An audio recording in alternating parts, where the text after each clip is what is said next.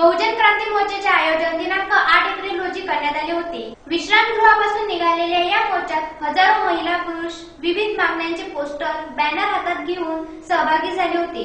तहसीलदारांना ईव्हीएम मशीनचा वापर निवडणूक आयोगाने तात्काळ बंद करून बॅलेट पेपरचा वापर सुरू करावा यासह महत्त्वाच्या 32 मागण्यांचे निवेदन देण्यात आले। स्वतंत्र मैदानावर मोर्चाचा समारोप करण्यात आला। समारोपीय सभेच्या अध्यक्षस्थानी बमसेफचे प्रचारक राजेंद्र इंगोले हे होते। त्यांनी आपल्या भाषणात लोकशाही मतदानाचा अधिकार डॉक्टर बाबासाहेब आंबेडकर यांनी दिलेला आहे। ईव्हीएम मशीनमध्ये गडबड करून काही पक्ष त्यांचा फायदा घेत आहेत, त्यामुळे तात्काळ ईव्हीएम मशीनचा वापर निवडणुकीतून बंद करून बॅलेट पेपरचा वापर सुरू करावा। असे न केल्यास जनतेच्या भावनांचा उद्रेक होईल असा इशारा त्यांनी दिला। यावेळी मधुकर गवई, ॲडव्होकेट विष्णू सरदार, कुणाल पैठणकर, भानुदास पवार, किसनराव बडी इत्यादीसह अनेक मान्यवर मंचकावर उपस्थित होते।